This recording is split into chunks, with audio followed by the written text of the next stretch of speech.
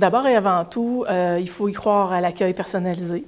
Donc, en y croyant comme ça, c'est important pour une direction d'école d'instaurer des places pour lesquelles les intervenants peuvent se concerter. Puis quand je parle d'intervenants, je parle des intervenants internes, psychoéducatrices, conseillers en orientation, éducateurs spécialisés, mais je parle aussi des intervenants externes qui font partie de cette démarche d'accueil-là. Ici, en formation générale, l'objectif de répondre rapidement à la demande de l'élève par les accueils et les entrées hebdomadaires, on s'est rendu compte que ça nuisait à la clientèle avec les besoins particuliers. C'est trop rapide. Donc, les besoins ont grandi en termes de normes, mais aussi en termes de variété. On s'est réunis en équipe, puis on a regardé qu'est-ce qu'on peut faire, qu'est-ce qu'on peut changer pour aider la situation. Et c'est là qu'on a décidé d'aller à la rencontre de l'élève, de prendre le temps d'écouter et d'échanger, ensuite d'analyser pour trouver une meilleure façon d'accueillir ces élèves. À l'époque, dans le fond, je faisais ma cueillette de données après l'entrée, après l'accueil de l'élève. Et là, la grande différence, c'est que avant même que l'élève soit en classe, dans le fond, l'enseignant va déjà avoir de l'information sur les caractéristiques de son élève, va déjà avoir des stratégies pour comment rentrer en contact avec lui, et on est beaucoup plus en prévention. Puis, il faut dire que l'élève qui rencontre des difficultés avec lesquelles j'ai fait une démarche d'accueil, bien, on se connaît. Hein? L'élève va me dire, bien, on se connaît, il va venir me voir, il va se confier plus facilement, donc ça va être plus facile de soutenir l'élève dans son intégration, puis on est beaucoup plus en prévention. En fait, l'élève va prendre un rendez-vous au secrétariat. Par la suite, lorsqu'il a son rendez-vous, il rencontre la conseillère d'orientation, où là, on fait la démarche d'accueil normale, là, donc parler de l'horaire et tout ça. Mais lorsqu'on regarde les bulletins, on va souvent s'apercevoir qu'il y a quelque chose qui s'est vécu, qu'il a eu dans son parcours, puisque ses années scolaires ou si dans une classe d'adaptation scolaire, bien, ça va nous donner un indice qui a eu quelque chose. Donc, on va poser cette question-là à l'élève et par la suite, souvent, l'élève va dire « Ah oui, j'ai vécu tel truc ». Donc là, ce qu'on va faire, en fait, c'est qu'on va faire signer les formulaires de transmission des renseignements personnels parce que parfois, ils peuvent avoir des intervenants qui travaillent à l'externe, comme par exemple à l'Institut de santé mentale de Québec. Donc, Manon va pouvoir communiquer soit par écrit ou verbalement avec les intervenants qui travaillent de près ou de loin avec l'élève. Et là, on va avoir le plus d'informations possible qui va nous aider. Comme psychoéducatrice, mon rôle, c'est principalement de prendre le temps de rencontrer l'élève. Prendre le temps avant son intégration, c'est-à-dire que je vais rencontrer l'élève avec ou sans ses parents ou avec ou sans l'intervenant qui est associé à son dossier, puis on va discuter de son parcours scolaire, de ses expériences, qu'elles soient positives ou négatives. Puis, c'est une rencontre qui me permet d'obtenir plein d'informations sur les besoins de cet élève-là et des difficultés qu'il a rencontrées pendant son parcours. Lors de la rencontre, je me permets à mon tour de lui présenter les comportements attendus d'un élève qui fréquente un centre d'éducation des adultes.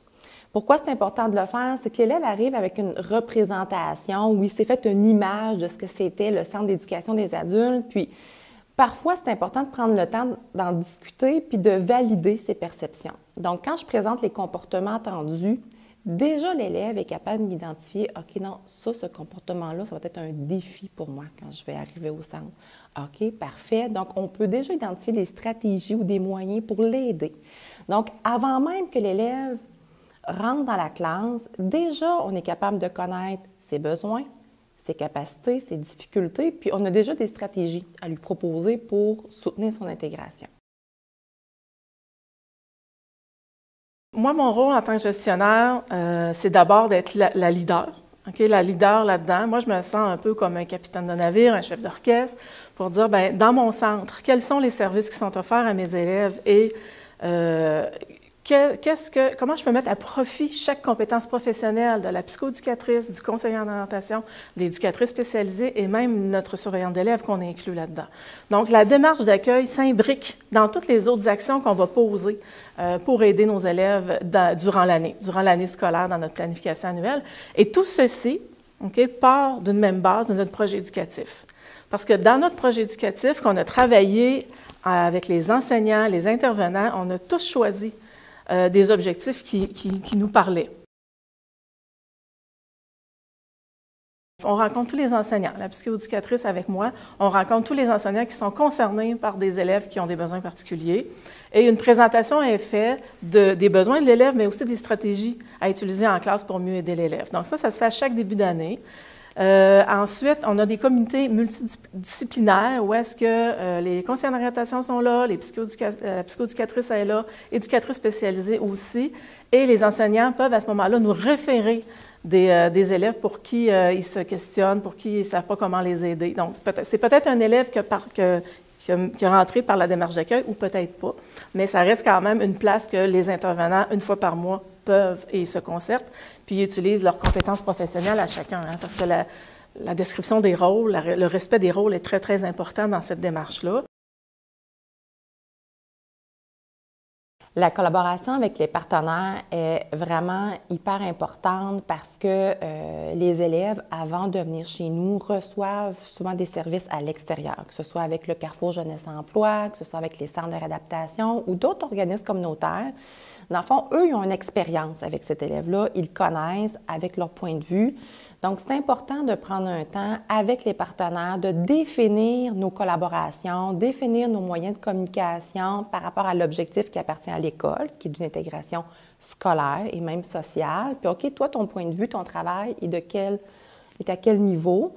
Donc, il y a vraiment un partage des mandats respectifs de chacun. Donc, on sait qui fait quoi. Mais le jeune, surtout, sait qui fait quoi. Donc, le jeune sait à qui s'adresser s'il y a des besoins particuliers en lien avec l'école ou avec sa vie personnelle ou en lien avec son travail. Donc, on parlait de compréhension commune des besoins de l'élève, mais d'avoir une connaissance commune des différents services auxquels l'élève a accès, bien, c'est aussi riche dans notre accompagnement, là.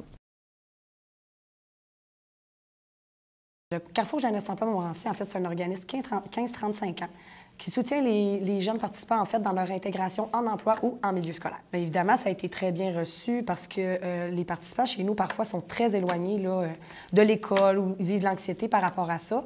Donc, inévitablement, en ayant une démarche individualisée comme ça nous permet, en fait, de faciliter l'intégration autant pour le participant que pour l'intervenant qui accompagne. Qu'est-ce que ça demande pour nous, cette démarche structurée-là, en fait? C'est que, évidemment, vu que les élèves sont tous différents, c'est beaucoup du cas par cas, c'est la géométrie variable. Par contre, la trajectoire qui est définie, en fait, c'est de référer directement à la psychoéducatrice ainsi qu'au conseiller d'orientation.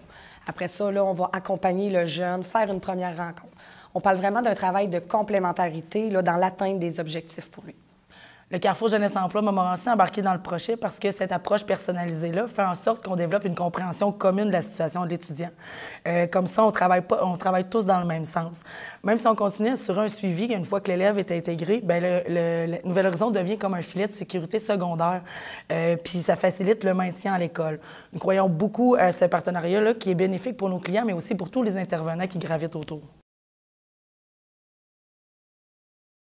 La perception de la démarche par notre organisation est très positive. On a eu une réceptivité très intéressante de la part des intervenants qui ont compris que cette démarche-là venait mieux structurer l'accompagnement qu'ils font auprès des adolescents et adolescentes qui sont hébergés dans les centres de réadaptation.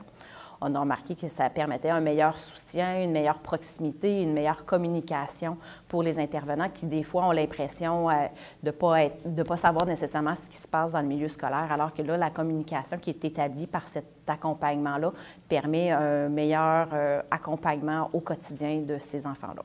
L'engagement de nos hébergements se situe à plusieurs niveaux, mais entre autres au respect à la base de la trajectoire, c'est-à-dire au référencement initial des enfants qui ont le désir de venir être scolarisés à Nouvel Horizon. Le deuxième engagement qu'on présente, c'est d'être présent et d'accompagner le jeune à la première rencontre initiale, soit avec la psychoéducatrice ou avec le conseiller en orientation à Nouvel Horizon. Après ça aussi, on s'assure d'un accompagnement de proximité face au projet scolaire par une communication efficace et efficiente pour les enfants.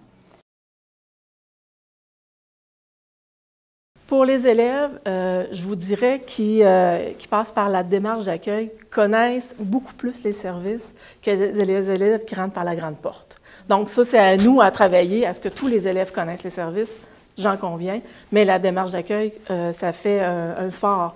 La psychoéducatrice, les CO deviennent des phares pour ces élèves-là. Les clients se sentent davantage en confiance et supportés. Ils ont souvent eu des mauvaises expériences par le passé à l'école. Donc, le fait d'avoir un espace pour pouvoir s'exprimer fait en sorte qu'ils ne se sentent pas traités comme un numéro. Puis un étudiant rassuré, bien, c'est un étudiant motivé. Bien, pour l'élève, c'est vraiment un plus pour lui. Parce qu'on va pouvoir faire un horaire qui est plus personnalisé. Des fois, on va s'apercevoir que de commencer, par exemple, à 9 h, donc 3 après-midi, va l'aider parce que le matin, il y a de la misère à se lever. Donc, on peut personnaliser le profil, l'horaire, son entrée. Et ça, ce que ça apporte, c'est que l'élève se sent écouté, se sent important, même s'il est dans une école et qu'auparavant, il ne s'est pas toujours senti comme ça. Et ce que ça fait, c'est que les enseignants ont une meilleure relation avec l'élève et les enseignants sentent aussi qu'on est là pour eux autres, puis qu'ils ne sont pas seuls avec l'élève. Donc, il y a une très grande collaboration. Puis j'ajouterais à ça que même moi, comme conseillère d'orientation, cette démarche-là, m'a permis de me sentir plus à l'aise et plus utile et plus significative auprès des élèves parce que je ne suis pas seule avec un diagnostic ou avec une problématique. On est toute une équipe avec chacun nos compétences à aider, à entourer l'élève. Puis ça fait qu'entre nous aussi, on se fait un filet de sécurité. Fait que ça fait que c'est un climat plus agréable, avec une plus grande confiance, puis bien, l'équipe est à son meilleur, je crois. Les jeunes nomment eux-mêmes se sentir respectés, se sentir écoutés face à leurs besoins individuels. Ils nomment eux aussi être mieux orientés dans leur choix scolaire par l'accompagnement qui est offert. De plus, les intervenants observent la persévérance qui est soutenue au niveau du maintien à l'école. Ils observent une baisse de l'absentéisme scolaire aussi, mais ils observent surtout des succès et de la fierté, une confiance chez les jeunes qui fréquentent le milieu scolaire. C'est une grande satisfaction au niveau de l'équipe centre parce qu'on a l'impression de bien travailler. C'est pas juste une impression, mais on travaille mieux parce qu'on apporte l'aide nécessaire ou on tend vers à aider cet élève-là de façon plus concrète. L'élève, il a un sentiment d'être écouté, puis il a confiance plus rapidement avec les gens du milieu. L'élève va se sentir soutenu, va se sentir encadré. Il a l'impression d'avoir le contrôle de sa situation aussi, même s'il y a plein de gens autour de lui, parce que notre approche fait en sorte que l'élève, on dit souvent, il va être responsable de son cheminement, va être responsable de son intégration, mais pour en être responsable, certains ont besoin d'outils pour pouvoir le faire.